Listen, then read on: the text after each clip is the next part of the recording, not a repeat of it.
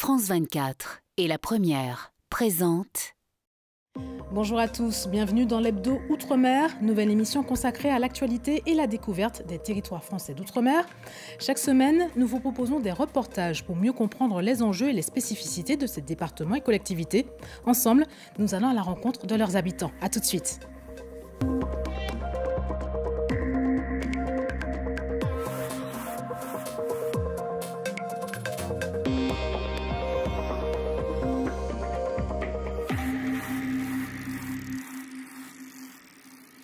Partons en Guyane, sur les rives du fleuve Oyapock, frontière avec le Brésil, pour le fait marquant de la semaine.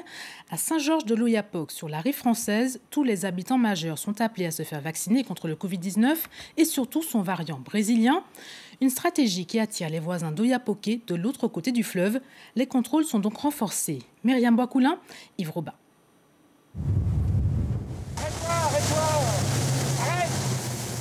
La campagne de vaccination dans l'Est a amorcé un jeu de chat et de la souris entre piroguiers et policiers. On a été surpris il n'y a pas longtemps par un afflux massif de Brésiliens et là on a sorti tout ce qu'on a pu sortir sur l'eau. Nous sommes à capacité maximale et donc les jours de vaccination on sera présent le temps qu'il faudra. Et là c'est un petit peu plus calme parce qu'ils s'aperçoivent que maintenant on commence à verbaliser un peu plus sérieusement et donc il y a moins de passages. Passages et pièces d'identité également contrôlées dans la rue qui mène au centre de santé où se passe la vaccination. Une petite dizaine aujourd'hui, dont Carmen, 44 ans, originaire du Brésil. Une injection et retour à Oyapock où elle réside. Je travaille dans le transport de personnes, je suis chauffeur et je suis en contact tous les jours avec beaucoup de monde. C'est pour ça que c'est mieux d'être immunisé. On a effectivement des patients chroniques qui sont suivis chez nous pour diverses raisons, mais qui doivent venir se faire soigner chez nous. J'ai fait une liste de 51 personnes qui, effectivement, on va convoquer ici pour la vaccination. 51 personnes, les seules autorisées à traverser pour se faire vacciner. Pour le reste, la communication concernant la vaccination a un peu trop bien fonctionné. Il y a eu un effet d'annonce avec des rumeurs relayées par même des officiels. Et donc, beaucoup de gens d'Oyapock sont venus ici en pensant qu'ils allaient pouvoir se faire vacciner du côté français. 36 vaccinations sont prévues chaque jour ici. C'est l'objectif. Des recrutements sont en cours pour l'ouverture d'un autre lieu de vaccination dans la commune. Plusieurs décès liés au coronavirus recensés à Wallis-et-Futuna cette semaine. Dans le même temps, plus de 30% des habitants ont reçu une première dose. Une course contre la montre est engagée sur l'archipel du Pacifique Sud, épargné par le coronavirus pendant un an. En bref, en Martinique, les algues sargasses sont de retour sur la côte atlantique de l'île. Depuis 2011, elles s'échouent régulièrement sur le littoral du Robert. La mairie demande l'aide de l'État pour accélérer le ramassage de ces algues brunes. Elles émettent des gaz dangereux pour la santé des riverains quand elles pourrissent. Il y a 100 ans, un écrivain noir recevait pour la première fois le prix Goncourt. Né en Martinique de parents guyanais, René Maran dénonce les méfaits de l'administration coloniale dans son roman « Batouala », une œuvre et un parcours que 300 lycéens ont découvert cette semaine en Martinique. Delphine Besse, Marc-François Calmeau. En 1921, la plume d'un écrivain noir dénonce avec force le racisme et les abus de pouvoir des colons blancs en Afrique. Son personnage se nomme Batouala, c'est un guerrier, chef de tribu. L'auteur, lui, est un simple administrateur colonial de la future Centrafrique. 100 ans après, son œuvre parle encore à nos contemporains. Un jeune Martiniquais va se reconnaître dans ce texte parce que c'est déjà un texte qui aborde des questions humaines. C'est une réflexion sur toutes les formes de domination, quelles qu'elles soient. Célébrer Maran aujourd'hui et s'interroger sur la place de chacun au monde. L'auteur, né en Martinique, fils de Guyanais, parti très tôt en métropole, fait figure de précurseur de la négritude. C'était déjà un écrivain avec une plume de poète qui s'est retrouvé en Afrique dans un terrain complètement différent de Bordeaux où il avait grandi. Et ce choc est extraordinaire et se traduit par Batouala, donc ce roman. René Maran se distinguera toutefois plus tard du mouvement de la négritude par sa foi envers le rôle protecteur de la colonie. De quoi alimenter aujourd'hui encore la réflexion. Je pense que nous, cette génération-là en 2021, c'est une question fondamentale parce qu'on a grandi aux Antilles, on grandit aux Outre-mer, donc c'est notre culture. Mais en même temps, on a l'éducation française et il y a quelque part cette contradiction, cette incohérence. Ce sont des questions qu'en tant que Noirs, on aura encore et encore à se poser. Le roman Batouala se trouve en librairie. Restent de nombreux écrits sur l'Afrique et des poèmes très difficiles à trouver aujourd'hui en dehors des bibliothèques universitaires. Notre grand angle de la semaine nous emmène aux côtés de Malgaches victimes de la sécheresse. Grâce à une opération de solidarité montée depuis l'île voisine de La Réunion, plus de 7000 personnes reçoivent des vivres, une aide alimentaire d'urgence de l'ONG Le Gret. Gaëlle Borgia. C'est l'heure de préparer le repas pour cette veuve de 66 ans. Remuer les légumes et surveiller le feu, une tâche qui durera des heures. Je suis en train de cuisiner du maïs qui a été distribué par le Gret. Je l'ai mélangé avec des haricots, du niébé comme accompagnement et des légumes secs. S'il n'y avait pas ces aides, ce serait difficile pour nous de trouver de quoi manger. On essaierait par tous les moyens de trouver quelque chose et on ne mangerait que le soir. Après 4 heures de cuisson, l'heure du repas arrive enfin. Il se fera sur la natte, à l'ombre d'un arbre. Ces enfants-là étaient très maigres, mais quand le Gret est arrivé, ils ont vraiment changé physiquement. Et ils prennent plaisir à aller de nouveau à l'école. Il y a quelques années, les récoltes d'Ukasoué étaient bonnes. Elle vendait du manioc, achetait du riz. Mais après un an sans pluie, son champ s'est transformé en désert. Les semences sont très chères. Du coup, on n'a pas pu semer beaucoup. On n'a pu semer que ça. Si la pluie ne tombe pas, on n'arrivera pas à rembourser ce qu'on a emprunté. Si la pluie ne tombe pas, les cultures seront mortes. Nous arrivons dans un village de pêcheurs. Ici, personne n'a reçu d'aide. Alors cette famille brave l'océan pour se nourrir. Étonnamment, les eaux sont très poissonneuses et pourraient constituer une ressource alimentaire non négligeable. Mais il y a un frein, les vents forts et le manque de matériel. On n'a vraiment que ça, le poisson, pour manger.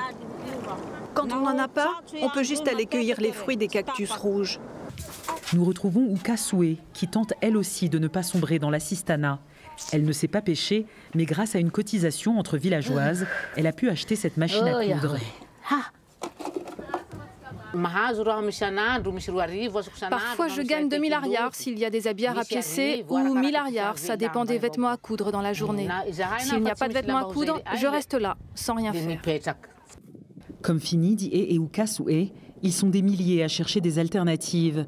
Mais sans infrastructure ni mise en valeur des ressources, leur situation semble inextricable. En attendant les grands projets d'infrastructures promis depuis longtemps, plus d'1 million de personnes restent dépendantes de l'aide et des caprices de la nature.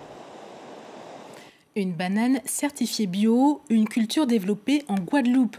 Après un précédent échec commercial, des producteurs ont changé leurs pratiques agricoles pour une variété appelée Cavendish, une banane cultivée dans la commune de Capesterre-Belle-Eau. Éric Stingfling.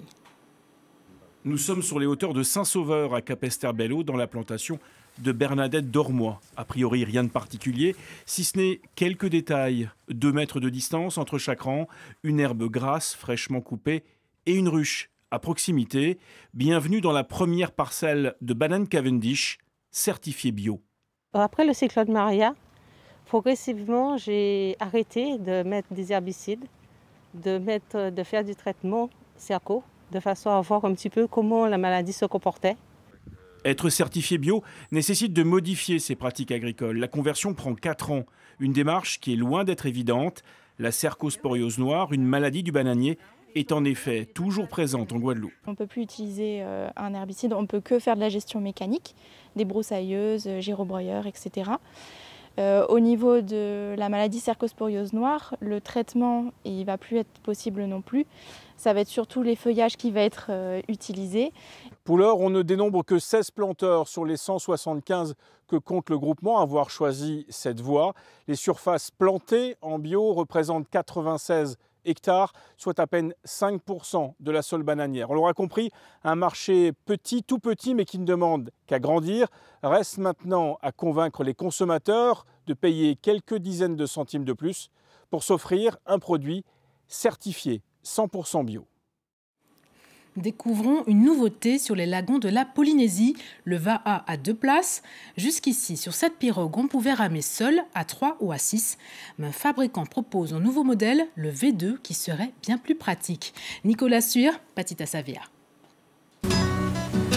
Le V2 est une idée née en novembre dernier. Impacté par la diminution d'activité, ce constructeur de Vaha mise sur la période de contraintes sanitaires pour lancer ce projet d'embarcation à deux. À un moment donné, on ne pouvait plus sortir vraiment, donc c'était vraiment limiter les espaces de jeu, on va dire. Donc tu ne peux pas tous tes collègues pour aller faire des exercices ou je ne sais pas quoi. Donc ça, déjà, elle a une particularité. Elle a la longueur d'un rien, c'est-à-dire 7 mètres. 7 mètres. Avec ma compagne, on cherchait une activité pour partager des moments. Donc on fait un peu de randonnée et tout ça. Et puis le V2 s'est présenté. C'était une belle opportunité pour partager des moments sur l'eau.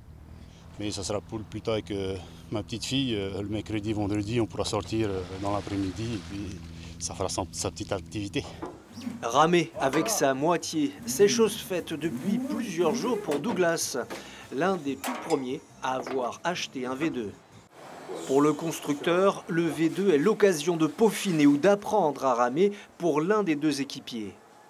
Bien coaché, tout le même coup de rame, par exemple un enfant et tout, ton dos il n'est pas bien, redresse-toi, il y a plein de choses, les paramètres, les jeux de jambes, il y a plein de choses à faire. Quand ton coup de rame n'est pas idéal, c'est pas comme ça on tient une rame. Certains clubs réfléchissent à l'organisation de compétitions de V2 en même temps que de V3. C'est la fin de cette édition. Merci de l'avoir suivi. Pour réagir et revoir l'émission, direction france24.com et les réseaux sociaux.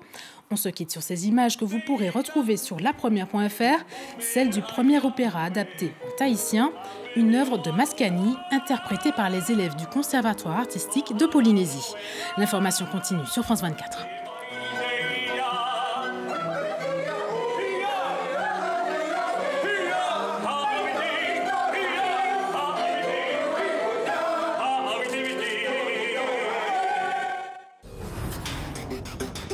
Du Grand Nord canadien jusqu'à Ushuaïa, toute l'actualité politique, économique, culturelle et sociale du continent américain. Cap Amérique, présenté par Elisabeth Alain, à regarder sur France 24 et France24.com.